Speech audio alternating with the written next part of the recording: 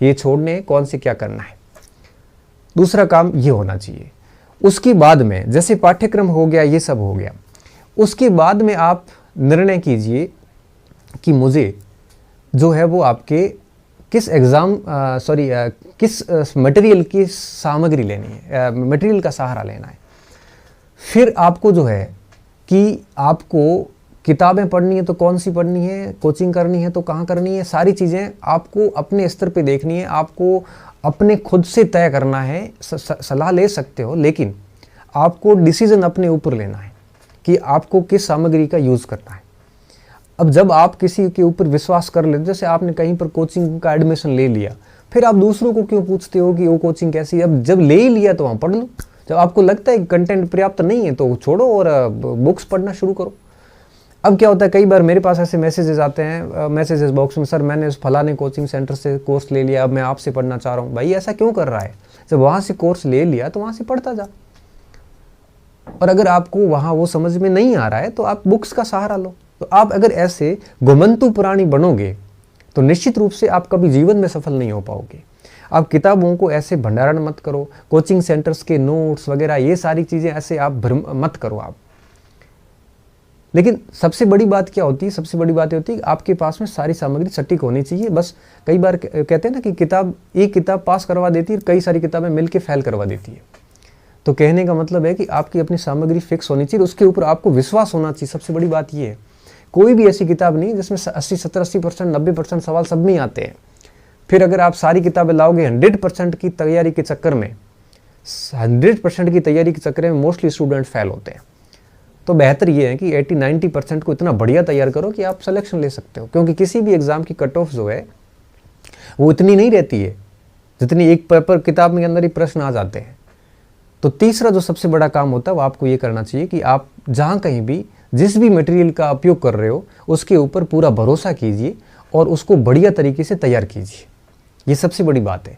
और चौथी सबसे इम्पोर्टेंट कमी जो हमारी है वो ये, जो अब मैं इस मैसेज बॉक्स में देख रहा हूँ, भर्ती कब आएगी, उस भर्ती में कितने पेपर होंगे। पूछ तो ऐसे रहे हैं जैसे इन्होंने कंप्लीट तैयारी कर रखी है। मैं दावे के साथ कह सकता हूँ जो लोग ये पूछ रहे हैं भर्ती कब आएगी, इनको कुछ नहीं आता है। अगर इनको एग्जाम हॉल में बिठा दिया जाए तो हालत इनकी ये है कि 30% स्कोर नहीं ला सकते। और पूछ ऐसे रहे जैसे इन्होंने 100% सिलेबस तैयार कर लिया है। तो जब आप सोचिए कि जब आप यही करते रहोगे, आप ऐसे पूछते रहोगे, आप ऐसे इंक्वायरीज करते रहोगे तो पढ़ोगे कब। मैं बहुत अच्छी तरीके से समझता हूँ कि 80% बच्चे इस कारण से फेल होते हैं कि वो आधा समय पूछने में गुजारते हैं भर्ती कब आएगी, भर्ती कब आएगी, भर्ती कब आएगी। और लेकिन जिस दिन भर्ती आती है उस दिन उनकी हालत होती है, ऐसी हालत होती है उनको आता कुछ नहीं है। फिर जब भर्ती आ जाती है, पहले पढ़ा नहीं, फिर वो हमारे को पूछते हैं कि अब गाइड कौन सी लाऊं, ये क्या करूं, कोचिंग कैसे करूं, क्या करूं क्या नहीं करूं। और अब फेल ही होना, सीधी सी बात है, फेल ही होगा। भाई एक बच्चा जो 6 महीने से पहले से पढ़ रहा है उसको अब आप कब बीट करोगे, जब आप 5 दिन पहले पढ़ाई शुरू कर रहे हो। फिर जब भर्ती आ जाती फिर गाइड का पूछते हो। फिर जब गाइडें आ जाती है, गाइड पढ़ के सिलेक्शन होती नहीं है। फिर क्या होता है, फिर कहता है कि आप परीक्षा आगे बढ़ाओ, फिर आप आंदोलन करते हो। फिर क्या होता है, फिर यही होता है कि आप फेल होते हो और फिर वापस हमारे से पूछते हो सर वापस भर्ती कब आ रही है। ऐसे करते कई बच्चों का जीवन खत्म हो जाता है। ऐसे लोग सिर्फ और सिर्फ कोचिंग सेंटर्स, गाइड वाले, इन सब का रेवेन्यू बढ़ाने का काम करते हैं। इससे ज़्यादा ये लोग कुछ नहीं कर सकते। तो कृपया करके आप ये भर्तियों के जाल में, ये पूछने के चक्कर में फंसे नहीं, आप अपनी तैयारी कीजिए। अब ये जो पूछते रहते हैं ना कि 2 पेपर होंगे कि 1 होगा, आप अपनी तैयारी तो करो। अब रीट 1 होगी कि 2 होगी, अब एक बच्चा ये पूछ रहा है। और जब आप रीट 1 होगी या 2 होगी तो आप कम से कम आप 10वीं तक की किताबें तो पढ़ो। अगर आप ये 10वीं तक की किताबें नहीं पढ़ पा रहे हो तो रीट 1 हो या चाहे 2 हो, आपको तो फेल ही होना है। क्लियर बात है, पढ़ोगे नहीं तो फेल होंगे। कंपटीशन निर्दयी है, मैं हर बार कहता हूँ। क्योंकि जिस समय आप ये पूछ रहे हो ना लोगों से रीट कब आएगी, उस समय बच्चा तैयारी कर रहा है। जब आप ये पूछते हो ना मैं कौन सी किताब पढ़ूं, उस समय कोई बच्चा किताब घोट रहा होता है। जब आप पूछ रहे हो ना कि मैं कहाँ कोचिंग करूँ, उस समय कोई कोचिंग की वीडियोस देख रहा होता है। जब आप कहते हो ना कि मैं हर जगह जाके कमेंट सेक्शन में सर ये इसका कब होगा, इसकी भर्ती कब आएगी, इसमें ये हुआ है, उसमें घोटाला हुआ है, वो आंदोलन करेंगे, ये करेंगे। जब आप ये कर रहे होते उस समय कोई पढ़ रहा होता है। तो डेफिनेटली जब कोई पढ़ रहा होता है तो आप उसको कभी पीछे नहीं रख सकते। इसलिए कह रहा हूँ कि ये ऐसे पूछने की मशीन ना बने, आप जो है तैयारी पे लग जाए। क्योंकि आप ये क्यों पूछ रहे हो मुझे ये भी पता है, आप पूछ इसलिए रहे हो कि आपको खुद को पता नहीं कि आपको करना क्या है। जब आपको ये भी नहीं पता कि आपको करना क्या है तो पूछना ही है बस। जिसको कुछ नहीं करना होता वो पूछता है। जब आपके दिमाग में अननेसेसरी प्रश्न बहुत आते हैं तब आप समझ लेना कि अब तैयारी में जीरो। जिस दिन आपकी तैयारी जबरदस्त हो रही होगी तब आपके दिमाग में प्रश्न नहीं आएंगे। ये बिल्कुल क्लियर कट फिलॉसफी है। तो मेरा कहने का सीधा मतलब है कि कम से कम आप जो है ये मार्केट में पूछने की मशीन न बने। आप तय कर ले किसकी तैयारी करनी है, उसकी सामग्री इकट्ठी करो, चाहे कोचिंग लो चाहे जो भी करो, और उसके बाद में उसके ऊपर अपना काम करना शुरू करो। न कि दुनियादारी से पूछो कि इसका एग्ज़ाम कब होगा, इसका क्या होगा, उसका क्या होगा, क्या होगा। ये किसी को नहीं पता। आप ऐसे प्रश्नों के उत्तर में फंसे हुए हो जिनके बारे में किसी को कोई नॉलेज नहीं है कि कब होंगे। तो आप तैयारी कीजिए। और मैं एक और बात बताऊं कि जितने पद आते हैं, 1000 पद आएंगे या 10,000 पद आएंगे, 20,000 पद आएंगे, उतने लाखों में लड़के हैं, स्टूडेंट, लड़के लड़कियां। आप पूछते फिरोगे पोस्ट कोई और ले जाएगा। अभी 31,000 की भर्ती आई रीट की, आपके ऊपर से होकर निकल गई, कईयों के ऊपर से होकर निकल गई। और मैं दावे के साथ कहता हूँ इस 22 में 2 भर्तियाँ और आपके ऊपर से होकर निकलेगी अगर आप नहीं पढ़ोगे तो। और फिर 23 का साल है, कोई भर्ती नहीं है, वहाँ पे चुनावी वर्ष है। 24-25 में भर्ती आएगी, 26 में बुढ़े हो जाओगे। हालत ये है 2000 में जन्म लेने वाला बच्चा भी 31 साल का 21-22 साल का हो गया है। तो ऐसी स्थिति में आप पूछते फिरोगे कि आप पढ़ोगे भी। तो सबसे बड़ी बात ये होती है। उसके बाद में सबसे जो समस्याग्रस्त चीज़ आती वो ये कि जब ये चीज़ें हो जाती, चलो डिसाइड भी कर लिया, ये सब कर लिया, ये सब कर लिया, उसके बाद में मोस्टली बच्चों का क्या रहता है, ट्रिक से पढ़ाओ, रोचक तरीके से पढ़ाओ, कहानियाँ सुनाओ, शॉर्टकट बताओ, फॉर्मूले सूत्र बताओ। अरे बेटा, नौकरी लेने के लिए ये चीज़ें काम नहीं करती है। इतना बड़ा सिलेबस है, कहानियों से, ट्रिक से, शॉर्टकट से सवाल नहीं आते। तैयारी करनी है सीधा ठोक के करो, नहीं तो लोगों को, घर वालों को क्यों गलत फहमी में रख रहे हो। ऐसे शॉर्टकट रोचक कहानियों से तैयारियां नहीं होती। कई बार मेरे बैचेज में कई बार मैसेज आते हैं, सर थोड़ा इसमें कोई ट्रिक बताओ ना कोई। अरे ट्रिक पढ़ो, राजपत्रित अधिकारी बनना है, सरकारी सेवा में आना है तो बैठ बैठ के मेहनत करो। जब बैठ बैठ के आंखों पे घेरे होंगे ना तब जाके पता चलेगी बात की कैसे होता है मामला। ऐसे नहीं होता है, इतना आसानी से चीज़ें नहीं होती जितनी आप सोच रहे हो, और इतनी मुश्किल भी नहीं है जितनी आप सोच रहे हो। तो कहने का सीधा सा मतलब है कि इन सारी चीज़ों से हटके कंसेप्ट पढ़िए, चीज़ों को प्रॉपर गहराई तक समझिए, चीज़ों के ऊपर मंथन कीजिए, तब जाके चीज़ें याद होती है। एक बच्चा भी कह रहा था कि सर याद कैसे करें, याद करने के लिए बैठना पड़ता है, या कमेंट करोगे तो याद कभी नहीं होंगे। याद करने के लिए आपको 8-8, 10-10 घंटे बैठना पड़ता है, और वो आपसे बैठा नहीं जाता। आपसे 4 घंटे नहीं बैठा जाता एक जगह पे। तो जब आपसे बैठा ही नहीं जा रहा है तो आप क्या याद करोगे। तो याद करने के लिए बेटा बैठना पड़ता है, याद करने के लिए रगड़ाना पड़ता है, जैसा कि हमारे मुख्यमंत्री जी कहते हैं। याद करने के लिए आंखों में घेरे पड़ेंगे, याद करने के लिए पीछे कमर में भी दर्द होता है, तब जाके चीज़ें याद होती है। इतना कोई फॉर्मूला नहीं दे दिया और आपने याद कर लिया। जब हम लोगों ने अपने आप को घिसा है ना, तो आप भी घिसिए तभी याद होंगे। और अगर आप नहीं घिसोगे तो बेटा कोई और पोस्ट ले जाएगा याद करके। ठीक है, तो इसलिए बहुत कड़वी बात बोल रहा हूँ, लेकिन बहुत ठीक बात बोल रहा हूँ। अगर याद करना है तो मेहनत करनी पड़ेगी, 4-4, 5-5 बार रिवीजन करना पड़ेगा, रात रात बैठना पड़ेगा, 8-10-10, 12-12 घंटे डेली बैठना पड़ेगा, तब जाके चीज़ें याद होगी। ऐसे नहीं कि एक बार पढ़े। आप विवेकानंद नहीं है कि मैक्स मुलर की किताब को ऐसे आंखों से निकाला और आपने पूरी की पूरी किताब याद कर ली। ऐसा नहीं है। चीज़ें याद करने के लिए बेटा बैठना पड़ता है, और आप लोगों के अंदर बैठा नहीं जाता। आपको पता नहीं कौन सा श्राप मिला हुआ है कि आपकी हालत ये है कि आधा घंटा बैठने के बाद आपकी हालत ऐसी हो जाती है, उठ जाते हो वहाँ से, फिर पूछते हो किसी को कौन सी किताब पढ़ो। ऐसे नौकरियाँ नहीं लगती है। नौकरी लगने के लिए तपाना पड़ता है अपने आप को, तब जाके तप के हीरा बनता है। आपकी हालत ये है कि आप ना बैठ सकते, ना पढ़ सकते, ना रिवीजन कर सकते, ना अभ्यास करना। आपको तो अच्छा ही नहीं लगता। आप तो पूरा दिन ऐसे कमेंट्स वगैरह ये सब चीज़ें करते रहोगे तो भैया कभी नौकरी नहीं लगेगी, कभी भी नौकरी नहीं लगेगी।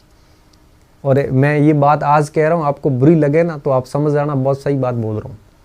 मैं वो यूट्यूबर नहीं हूँ जो आपको गोलियाँ दो डेली कि बेटा मेरे से जुड़े हो पक्का सिलेक्शन होगा। नहीं होगा। आप मेरे से कोचिंग पढ़ लो, चाहे दुनिया के किसी भी टीचर से पढ़ लो, जब तक खुद मेहनत नहीं करोगे बेटा कोई सिलेक्शन नहीं। मजे करो, नौकरियाँ कोई और ले जाएगा। नहीं ये सुना नहीं आया हूँ आज। अब ये बात हो गई। तो रोचक ट्रिक, कहानियाँ, शॉर्टकट छोड़िए और ढंग से चीज़ें समझिए अच्छे से। मेरे को कई सारे स्टूडेंट कहते थे इतिहास कैसे होता है, ये होता है। आज जो इतिहास पढ़ रहे हैं वो वापस उन्हीं के वैसे जाते, सर मज़ा आ रहा है। मज़ा तो आएगा ही, क्योंकि मैंने ऐसा कर रखा है कि मज़ा आना ही पड़ता है, करे क्या। अब देखिए और एक और बात, अब दूसरी बात देखिए। अब मान लो कि आपने सारी चीज़ें कर ली, तो उसके बाद सबसे बड़ी बात देखिए, दूसरी जो सबसे बड़ी हमारी कमी क्या रहती है, हमने कोर्स शुरू कर दिया, पढ़ना भी शुरू कर दिया, लेकिन पता गलती कहाँ करी। अब कोर्स के साथ साथ में कई बच्चों ने टेस्ट सीरीज ज्वाइन कर दी। अब वो बच्चे मेरे से मैसेज करते हैं, सर वो अब टेस्ट सीरीज को हिसाब से पढ़ूं या मेरे कोर्स के हिसाब से पढ़ूं। तो आप पहले से गलती कर गए हो। क्यों? क्योंकि आपने कोर्स ही नहीं पढ़ा है, तो आप टेस्ट सीरीज को कैसे फॉलो करोगे। तो टेस्ट सीरीज देखो, ये एक चरण होता है। जब आप तैयारी शुरू करते हो तो आपको ओल्ड पेपर अपने पास में रख रही है, ओल्ड पेपर रखिए और पुराने प्रश्नों को, जैसे आपने एक टॉपिक पढ़ा, जैसे हमने सिंधु सभ्यता पढ़ा, तो पुराने पेपर रखिए 5-7 साल के पास में, उसमें देखिए सिंधु के कैसे कैसे सवाल आ रहे हैं। तो बेटा जब तक परीक्षा का कोर्स हम पूरा नहीं करते हैं तब तक हमें सिर्फ ओल्ड पेपर और पुराने जितने भी पेपर है उनका अभ्यास करना चाहिए। और जिस दिन लगता है कि आपने पूरा कोर्स पढ़ लिया है और पूरा पेपर हमने सॉल्यूशन कर लिए हैं, उसके बाद में किसी टेस्ट सीरीज के साथ में जाइए। हम क्या करते हैं, पहले दिन टेस्ट सीरीज ज्वाइन करते हैं। अब लो, अब बंदे को क्रिकेट खेलना नहीं आता और सीधा उसने प्रैक्टिस सेशन ज्वाइन किया। लो, पहले क्रिकेट तो सीख, पहले गेम सीख, गेम सीखने के बाद उसका अभ्यास कर बेटा। ऐसे होता है। इधर पहले दिन टेस्ट सीरीज वाले को पैसे दे दिए। अब वो टेस्ट सीरीज को पैसे दे दिए, क्यों? किसी ने कह दिया था कि उसकी टेस्ट सीरीज ज्वाइन करने से नौकरी लगती, नहीं लगती है, गलत कह दिया किसी ने। मैंने कहीं पैसे दे दिए कोचिंग में, मैंने सर वहां के पैसे कोर्स खरीद लिया। अरे कोचिंग में कोर्स खरीद लिया, किसी से कह के क्यों खरीदा? किसी के कहने में मत कर। वहां पे अगर आपको सिंपल सा पॉइंट है, अगर आपको टेस्ट सीरीज का मतलब अभ्यास करना है तो पहले सीखिए किसका अभ्यास करोगे आप। इसलिए कह रहा हूं कि आपको सिर्फ और सिर्फ सबसे पहले अपना कोर्स पूरा करना है। और कोर्स के साथ साथ आप जितने भी पुराने पेपर हुए हैं, कोई भी किताब लेके आ जाओ, उन पेपर्स का अभ्यास करो। तो क्या होगा कि आपको आइडिया मिलेगा, आपको पता चलेगा आप जिस मटेरियल से पढ़ रहे हो उससे सवाल कितने आ रहे हैं। आपका विश्वास बढ़ेगा अपने मटेरियल के ऊपर, और साथ साथ में प्रश्नों की प्रकृति पता चलेगी कि कैसा प्रश्न बनता है। तो पुराने पेपर सारे पढ़ो, चाहे 1980 का हो चाहे वो 2016 का हो, क्योंकि पुराने पेपर पढ़ने से प्रश्न का आइडिया होता है। साथ साथ में आपको अपने कंटेंट की क्रेडिबिलिटी का पता चलता है कि मेरा कंटेंट कितना रेलेवेंट रखता है।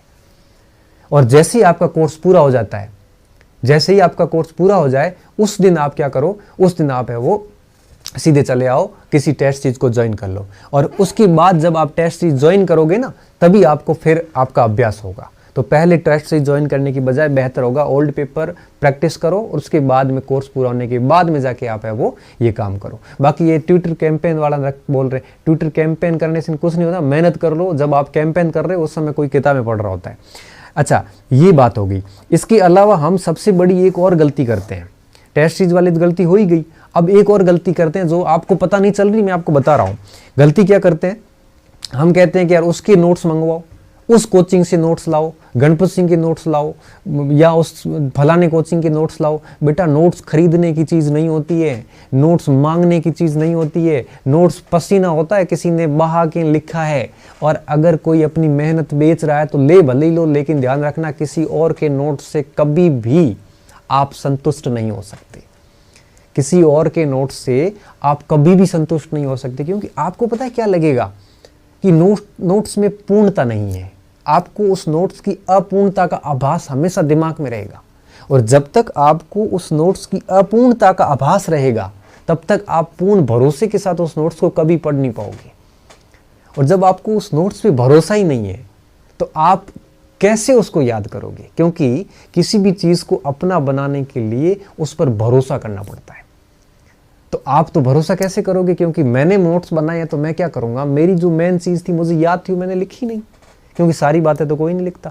हमें किताबों पर भरोसा नहीं होता तो हम किसी और के नोट्स पे कैसे भरोसा कर सकते हैं। तो आप लोग क्या करते हो, किसी और के नोट्स के चक्कर में पड़े रहते हो। एक स्टूडेंट को जिसको सफल होना है, उसको मैं एक बहुत सामान्य बात बताता हूँ। आप अगर किताब पढ़ रहे हो तो उसको संक्षिप्त में ऐसा शॉर्ट में लिख लो, पॉइंट टू पॉइंट, जैसा कि मैं लिखवाता भी हूँ। आप उसको पॉइंट टू पॉइंट नोट कर लो, ताकि परीक्षा से 15 दिन पहले आप जो है उस नोट्स को रिवाइज कर सको। ऐसा करिए आप। ऐसे नहीं कि आप 5 कोचिंग सेंटर के नोट्स लेके आ गए, 20 किताबें लेके आ गए और ये सारे मिल के आपको फेल करवाएंगे। हमारे मारवाड़ी में कहावत है कि गई दैयानियाँ होती है ना, तो वो फिर वो जच्चा बच्चा दोनों मार देती है। मतलब आपके वो जो दैयानी का मतलब होता है बच्चा करवाने वाले गाँव में जो होती है, वो कई सारी आ जाती तब बच्चे को मार देगी और जच्चा बच्चा दोनों को मारेगी। इसलिए कह रहा हूँ कोई एक चीज़ पे विश्वास करके आगे बढ़िए। तो ये नोट्स मांगने के चक्कर में ऐसे मांगने की आप मशीन न बने, बस मैं इतना ही कह सकता हूँ। और इसके अलावा देखो मैं आपकी मैं सारे प्रश्न लूँगा, लेकिन मैं मेरी बात पूरी करूँगा, ठीक है। अब एक सबसे बड़ी जो कमी मैंने जो देखी है वो ये है कि आप लोग क्या करते हो कि YouTube वगैरह पे पूरे दिन घूमते रहते हो। आप घुमंतु तो बहुत हो। फिर क्या करते हो, वहाँ से कहीं से कुछ भी सुन लेते हैं और सुनने के बाद आ जाते मेरे पास, मैसेज करते हो, सर अब इसका क्या होगा, हमने ये सुना है कि BE और MA में एक ही सब्जेक्ट होना चाहिए, हमने ये सुना है कि वो MA और BEd साथ में नहीं होने चाहिए, हमने ये सुना है कि ये हुआ है। अरे आपने कहाँ सुना है? आप क्यों ऐसे ऐरे गैरों लोगों को सुनते हो? फिर आप ये हमने सुना है का अकाउंट लेके कहीं पे भी पहुंच जाते हो। हमने वहाँ से ये सुना है, अब हमने वहाँ से ये सुना है, ऐसे करके आप खुद कंफ्यूज हो जाते हो। और फिर इस कंफ्यूजन में व्यक्ति को पढ़ने के लिए दिमाग की स्थिरता बहुत जरूरी होती है। अगर आपका दिमाग स्थिर नहीं है तो आप कोई भी चीज याद नहीं कर सकते। आप पढ़ जरूर सकते हो लेकिन याद नहीं कर सकते। तो घुमंतु प्राणियों, आप याद नहीं कर पाओगे। फिर आपके दिमाग में चीज़ें घूमती रहती, मुझे एलिजिबल करेंगे कि नहीं करेंगे, करेंगे कि नहीं करेंगे, मैंने रीट के फॉर्म में रोल नंबर गलत डाल दिए, मुझे एलिजिबल करेंगे कि नहीं करेंगे। अरे इतना क्यों सोच रहे हो आप? इसलिए कहता हूं कि ऐसे मार्केट की 1000 सलाहों से बचें। लोग यहाँ पे अपने व्यूज फॉलोवर बढ़ाने के चक्कर में बैठे हैं, कुछ भी बोल देते हैं। फिर आप लोग क्या करना, आप है वो डेली कंफ्यूजन में रहते हो और आप एक ऐसे मानव बने हुए रहते हो जो हमेशा संशय में रहता है। आपको अपने ऊपर डाउट हो जाता है, जैसे उसको देकार्ते को हुआ था। देकार्ते को खुद पे डाउट हुआ था, मैं हूं कि नहीं हूं। फिर बाद में किसी ने कहा कि तू है, तब कहा हाँ मैं हूं, मैं सोच रहा हूं मतलब मैं हूं। ऐसी हालत हो जाती है। तो आपकी हालत है उस देकार्ते वाली जो बहुत ज्यादा संशय में रहता था। तो आप ऐसे संशयवादी ना हो, आपको हर बात पे डाउट होना शुरू हो चुका, आपकी हालत अब ये है। तो कृपया करके आप मार्केट के अंदर जितने भी ये सलाहकार हैं बचिए। और सारी चीजें क्लियर है। आपको कहीं कंफ्यूजन आता है तो आप डाउनलोड कर लो, विज्ञप्ति पढ़ो उसमें से, फिर भी समझ में नहीं आता है तो किसी गुरुजन से पूछ लो। तो आप इतना डाउट क्यों करते हो? फिर कोई भी आके ऐरा गैरा आके आपको कंफ्यूज करके चला जाता है। आपकी औकात देखिए कि मार्केट का वो छोरा आपको गाइड करके चला जाता है जिसने खुद ने जिंदगी में कंपटीशन नहीं दिया, जिसने कभी खुद की परीक्षा पास नहीं हुई, और वो आपको आके गाइड करके चला जाता है। और आप कितने मूर्ख हो कि उसका गाइडेंस भी मान लेते हो। तो मेरा कहने का मतलब है कि ऐसे हर किसी से जाके ऐसे नहीं करो कि साहब हमें गाइडेंस दो। क्यों ऐसे गाइडेंस लेते हो? आप हर किसी के जाके ऐसे हाथ मत फैलाओ। अपना कुछ स्टैंडर्ड है, कुछ स्वाभिमानी बनिए, दबा की तैयारी कीजिए। क्या दिक्कत आ रही है? जब सारी चीजें क्लियर है तो थोड़ा सा अपना कुछ रखिए, स्वाभिमान रखिए कुछ। हर किसी के जाके नीचे मैसेज कर देते सर मुझे एलिजिबल करेंगे, जैसे सर कोई RPSC सचिव है। तो कहने का मतलब है कि ये सारी चीज़ों से बचिए और आप ऐसे 1000 सलाहकार जो मार्केट में मुफ्त के आए हुए हैं उनसे बचें। मेरा तो सिर्फ यही कहना है आपको। इसके साथ साथ आप ये सारी बातें होने के बाद फिर बात आती है सबसे लास्ट में। सबसे लास्ट बात ये आती है कि आप लोगों का ग्रुप बड़ा तगड़ा है। ग्रुप इतना बना हुआ है कि जब भी चाय पे बैठते हैं, अब तो सर्दियों की ऋतु चल रही है और सर्दियों की ऋतु में क्या 4 दोस्त रूम पे आते ही है। और जब 4 दोस्त रूम पे आते हैं तो आप वार्ता किस बात पे करते हो? आप वार्ता ये नहीं करते हो कि रैन डेकार्टे ने क्या कहा था, या सुकरात का क्या स्टेटमेंट था, या वैदिक सभ्यता में क्या हुआ था, या उस महाद्वीप में क्या है, या राष्ट्रीय आय में कौन से कंटेंट शामिल होते। आप बात किसकी करते हो? भर्ती कब आएगी, पोस्ट बढ़ेगी कि नहीं बढ़ेगी, मेरिट कितनी रहेगी। आप बात कर रहे हो बेटा परिणाम की, अभी तक आप उस बच्चे का नाम दे रहे हो जिसके माँ बाप की अभी सगाई होनी है, और आप उस बेटे का नाम दे रहे हो, उसका बच्चे का नाम क्या रखेंगे? वाह, मौज कर दी आप लोगों ने। तो कह रहा हूं मैं कि इस तरह से आप नाम ना दे बच्चों का, पहले जो सगाई वाला मैटर है वो फिनिश करें। तो भर्ती आनी है, तैयारी शुरू करनी है, सब कुछ करना है, और आप क्या कर रहे हैं? आप कह रहे हैं कि मेरिट कितनी रहेगी, ये कितना रहेगा, वो। मैं एक्चुअली क्या है ना, मैं परेशान नहीं होता हूँ, मुझे दया आ जाती है कि मतलब कितना आप लोग कितना वो रैंड डिकार्टे हो गए हैं। तो कम से कम आप इन चीज़ों से बचिए। अगर आपको ज़िंदगी में सफल होना है तो आप अपने मालिक स्वयं बनिए। आप ऐसे ज़िंदगी पर दुविधा में काट दोगे आप तो इस तरह से। ये सारी चीज़ें कीजिए, ये नहीं कि रीट की 2 परीक्षाएं होगी कि 1 होगी। कितने निर्लज सवाल है ये सब। तो इन सारे सवालों से बचिए। अब आपको भी मज़ा आ रहा है, मज़ा तो मुझे बहुत आता है जब कोई ऐसे प्रश्न आते हैं। अच्छा, फिर कहीं से कुछ भी कोई भी विज्ञप्ति आ जाती है, आजकल तो बहुत सारे लोग आ जाते हैं, तो फिर पूछ लेते हैं, सर हमें शामिल करेंगे कि नहीं करेंगे? मैं एमए फाइनल ईयर में हूँ, शामिल करेंगे? सर मैंने बीएसटीसी किया है, मुझे रीट में शामिल करे। तूने बीएसटीसी क्यों किया है? तो मैंने 3rd ग्रेड के लिए। तो शामिल करे ना करे तो तेरी तैयारी तो शुरू कर दे। तो एमए किस लिए किया मैंने? तो मैंने सर एमए तो 1st ग्रेड बनने के लिए किया। तो तेरा काम शुरू कर दे। तो कहने का मतलब है कि आप अपना काम शुरू कर दो। आपका लोग यूज कर रहे हैं, आप समझ भी नहीं पा रहे। तो बस इतनी बातें थी, मेरे मन में थी अंदर से, मैं चाहता था कि मैं आपको बताऊं। मुझे पता है आप लोगों को इसके ऊपर कोई ज़्यादा फर्क नहीं पड़ेगा।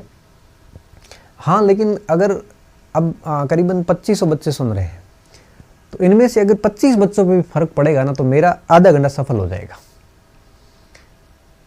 सर मैं हुक्मचंद और हरीश सक्सेना पढ़ती हूँ, कंटेंट कम लगता है। कोई बात नहीं बेटा, ये दोनों पढ़ लो, उसके बाद में कोई दूसरी किताब लाके और पढ़ लो, नोट्स बना लो खुद के, ठीक है। हाँ, अब आपके बहुत सारे आ रहे हैं। ऑनलाइन ने माइंड डाइवर्ट कर दिया शब्द, किसी का नहीं किया। ऑनलाइन चल ही रहा है और हम सब ऑनलाइन आते हैं, करते हैं, हम भी सुनते हैं। मेरा तो माइंड किसी ने डाइवर्ट नहीं किया। देखो, डाइवर्ट आप खुद होते हो। नशे वाले के साथ में रहने से नशा कोई नहीं सीखता है। अंदर से खुद का जी कमजोर होता है ना, तभी नशा सीखता है। आप किसी शराबी के साथ रहने से कोई शराबी नहीं बनता, अफीमची के साथ रहने से कोई अफीमची नहीं बनता है। कहने का मतलब है कि आप अपने आप में इतने कमज़ोर हो कि आपको अफीमची आपके अपने अंडर में कर लेता है। तो भाई मार्केट में सारी चीज़ें चलती है, आपकी खुद की कमज़ोरी है कि आप ऑनलाइन मार्केट में इतने दुविधा में आते क्यों। तो किसी को दोष मत दो, दोष खुद को दो। आपका अपने जी पर नियंत्रण है ना, तो बेटा आपको कोई अपने झांसे में नहीं ले सकता। तो आपका तो खुद का ही गिरा हुआ मैटर है, तो कोई भी कर लेगा, सीधी सी बात है। और कोई सवाल हो तो बता दो। वीडियो, जूनियर अकाउंटेंट, तैयारी करते जाओ, सब आएंगे, तैयारी करते जाओ। ओबीसी 132 से क्या होगा? बढ़िया ही होगा। मन के डर कैसे दूर करें? पढ़ाई करो भैया। जब पढ़ाई करोगे तभी मन के डर दूर होंगे। पढ़ाई करनी नहीं है और डरेंगे। जब आपके हथियार ही सशक्त नहीं है, तब आपके हथियार में धार नहीं है, तो युद्ध करने से डर ही लगेगा। अपने हथियार में धार रखो। ऐसे ट्रिक, रोचक कहानियों, शॉर्टकट से बच के कंसेप्ट अच्छे कीजिए। ऐसा हथियार धारदार बनाइए कि जब विचारों के युद्ध होते हैं तब पुस्तकें जो हैं वो आपके हथियार बनती है। वो धारदार नहीं है तो डर तो लगेगा ही। बुरे विचारों को कैसे दूर करें? पढ़ाई करो। पढ़ाई करोगे तो विचार आएंगे नहीं, फिर दिमाग में केवल और केवल पढ़ाई आएगी। जब दिमाग में पढ़ाई आएगी तो बुरे विचार ही नहीं आएंगे। अब जो चीज़ आपके दिमाग में आनी नहीं चाहिए, आ क्यों रही, मुझे तो यही समझ में नहीं आ रहा। तो काफ़ी सारी बातें होगी। अच्छे से पढ़िए, बढ़िया से पढ़िए। मैं तो चाहता हूँ, मैं तो आज होमवर्क करके आया था, सारे पॉइंट साथ में लेके आया था, क्या क्या बात पे डांटना है आपको, क्योंकि डांटे हुए काफ़ी दिन हो गया था। मुझे भी क्या ना, डांटे बिना मज़ा नहीं आता। तो चलते चलते बता दूँ कि अच्छे से पढ़िए। एनसीईआरटी का पूछ रहे हैं। देखो बेटा, ऐसा है, एनसीईआरटी मेरा करवाने का बड़ा मन भी है, लेकिन दिक्कत ये है कि अभी मेरा 1st ग्रेड का बैच चल रहा है ऑनलाइन, तो मैं उसमें काफ़ी बिजी हूँ। और अप्रैल तक वो बैच चलेगा, तब तक मैं बिज़ी रहूँगा। और अप्रैल के बाद में जैसे मैं उस बैच से फ्री हो जाऊँगा, उसके बाद में मैं अपना ये एनसीईआरटी वाला काम शुरू करूँगा। तब तक मुझे माफ़ कर दो आप, और कोई ऑप्शन नहीं है हमारे पास, क्योंकि बैच मेरे लिए काफ़ी बड़ा बैच है, तो मुझे पूरा करना बहुत ज़रूरी है, ठीक है। हाँ, इतिहास 1st ग्रेड का बेटा बैच चल ही रहा है। हिस्ट्री पॉइंट एप्लीकेशन है मेरा, वहाँ पे चल रहा है, आप देख सकते हो, डेमो वगैरह खूब पड़े हैं उसमें। तो ये सारी बातें थी। तो आज की बात को अब यहीं ख़त्म करते हैं। आराम से पढ़ना, और मेरी बातें अगर बुरी लगी है तो मैं माफ़ी नहीं मांगूंगा, क्योंकि ये सच्ची बातें हैं, आपको स्वीकार करनी है। और अच्छी लगी है तो उसको आत्मसात कीजिए और अपने आप में परिवर्तन लाइए। तो आज की बात को मैं लास्ट में संक्षिप्त में करता हूँ।